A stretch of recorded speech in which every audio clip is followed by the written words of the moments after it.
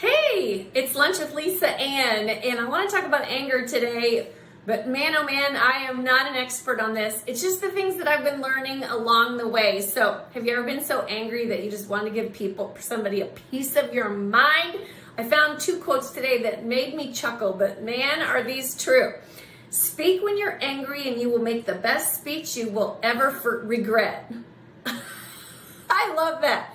Here's another one. Holding on to anger is like grasping a hot coal with the intent of throwing it at someone else, and you're the one who gets burned. Oh my gosh, those are such good quotes. You know, sometimes we get angry and we want to scream and we want to shout and we want to lash out at people. Please tell me I am not the only one who deals with this. Please tell me that, oh my gosh, you are not alone. How about when you're mad about something, you bring up every other thing that you've been mad about, and then you start to compound it in your mind, and then you get even angrier at the situation or angrier at the person. So Numbers 14:18 says, the Lord is slow to anger, abounding in love, and forgiving sin and rebellion. Ugh. I don't know about you, but sometimes I don't want to be slow to anger. Sometimes I don't want to be abounding in love and forgiving sin. It's just not how I'm humanly wired. Oh my gosh. When I'm angry though, I don't think clearly. I can't read. I can't pray. I can't have a decent conversation with people. My mind is reeling about all the things I want to say or wish I had said or regretted that I said.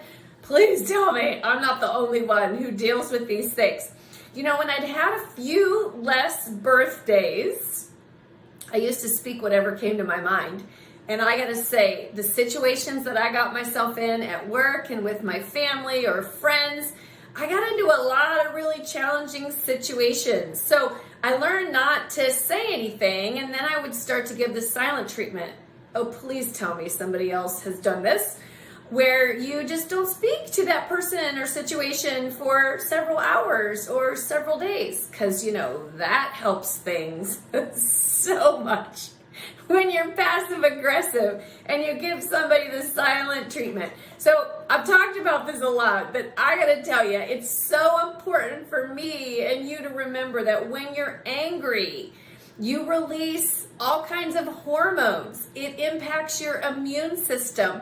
When you're angry, you go into fight or flight mode. Well, guess what happens? Like if you were being chased by a tiger, you need to be in fight or flight mode, meaning the blood vessels to your gut shuts down, your blood vessels tighten, you become acutely aware of everything, your blood pressure goes up because your fight or flight is intended for you to start running away from the tiger or whatever. Well, obviously we're not in that situation, but when we're angry, our body still goes into fight or flight mode. And so it's so important that I learn how to deal with anger. It's important that we all learn how to deal with anger. And you know, there's a lot of responses that we can have that are so unhealthy. Well, one is just becoming aggressive, like full out aggressive with people. Passive aggressive, that would be like the silent treatment or being intentionally critical of somebody, maybe hurting somebody with your words, like spouting out and saying something really unkind to somebody or blaming other people for where you are. Ugh, please tell me I am not the only one who deals with these things. So what does God say about dealing with anger? Proverbs 29:11 in the Passion Translation. Fools vent their anger, but wise quickly hold it back. Doesn't mean you're not angry, right? It means you control it, how you express it.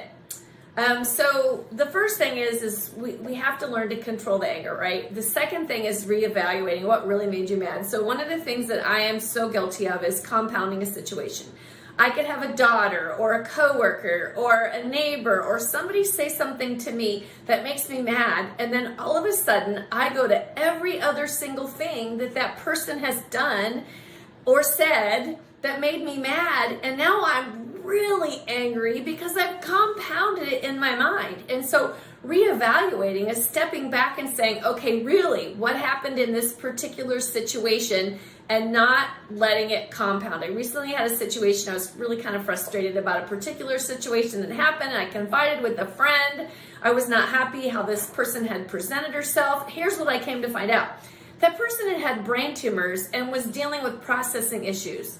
Oh my gosh, what if I had gossiped? What if I had complained about that person? I'm so glad I had the wisdom to reevaluate that situation before I said something that I could have regretted and not been able to take back.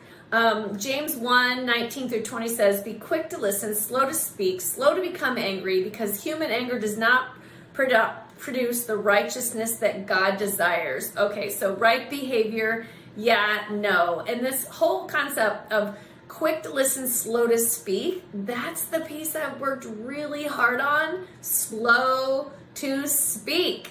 We've got to release the anger. You know, when we're kids, we're told to pound on a pillow or go outside and scream at the top of our lungs. You know, those things aren't actually bad, right? Because you're releasing the anger out of your body. We've got to release the anger in our mind, our heart, our soul, our spirit. Like, we got to release it in all those places.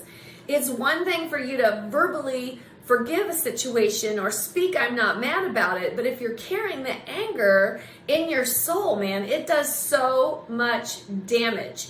Colossians 3:8 says, no, you must also rid yourself of all these things: anger, rage, malice, slander, filthy language. And so we got to get rid of it in every single way. Praying about it, asking God to give you wisdom. That's really one of the things that I have learned to do. For me, it's walking away from a situation, evaluating it, praying about it, and then going back to the situation and resisting the urge to gossip or call a bunch of people and try to get people on my side, because what this situation was so angry that you talk to all these people and then you compound it and make it worse. And so, you know, with age comes wisdom. And I don't usually like to word age. I usually like to say, you know, when you've had more birthdays. But I've learned that when I don't get silent first, pray about it, walk around, get angry, I can do so much more damage than the anger. Anger isn't a sin. It's what we do with the anger that becomes a sin, like gossiping, like being angry or spouting or giving somebody the silent treatment. And the reason I know about all these things is because I've done all these things. There's this Bible verse that says, don't let the sun go down on your anger or the devil will get a foothold. So Satan would like nothing better than for you and I to be so spitting angry that we can't have a conversation, that we can't think clearly, that we can't read, that we can't think of Bible verses, that we can't be kind, that we can't be loving. He would like nothing more than for us to do that. Dealing with anger, it takes a whole lot of self-control. And I want you to think about, there's something in the Bible, it's called the fruits of the Spirit. We'll see if I can remember them all. Love, joy, peace, patience, kindness, goodness. I have to look down. Gentleness, self-control. Right? Satan would like nothing better than for us to not have those fruits of the Spirit. Taking captive every thought so that we don't have strongholds. So what's a stronghold? So think about in a military situation, a stronghold would be this fort or this defense. It's like a stronghold against the enemy. Well, what if the stronghold that we have in our mind is wrong? You know, that emotional fortress that we've put up, that this person is wrong or this situation is wrong. What if the stronghold is wrong and we never take the time to stop and evaluate it? 2 Corinthians, I didn't write the verse down, so sorry. Passion Translation. We can demolish every deceptive fantasy that opposes God and break through every arrogant attitude that is raised up in defiance of the true knowledge of God. So, just say no. You know, that's an expression that we've all heard in many contexts over the years. Sex, drugs, alcohol, right? Just say no. But it also is something that we can say to ourselves. We can just say no to anger. We have control over our thoughts. We have control. I've had to say no to anger, a lot of things. Just say no to being angry about wearing a mask. Oh my gosh, I have somebody in my life who's still spitting mad after 12 months that she has to wear a mask when she leaves the house. Okay, please, let's move on with life and forget about it. I choose not to be angry about a situation. I choose not to be angry that I haven't been able to travel this past year. I choose not to be angry about having to wear a mask. I choose not to be angry with a particular person, because choosing to be angry hurts me inside here and it hurts you inside there. The biggest thing for me is praying and asking God to reveal a situation, asking God to show me the truth in a situation, asking God to give me the wisdom about what have I contributed to the situation, and when I'm not at fault, because God shows me that, then I can calmly address the situation that I'm angry about. So I don't know if any of this has helped you. If there's some things that help you deal with anger, man, I'd love to hear. I think it would bless a lot.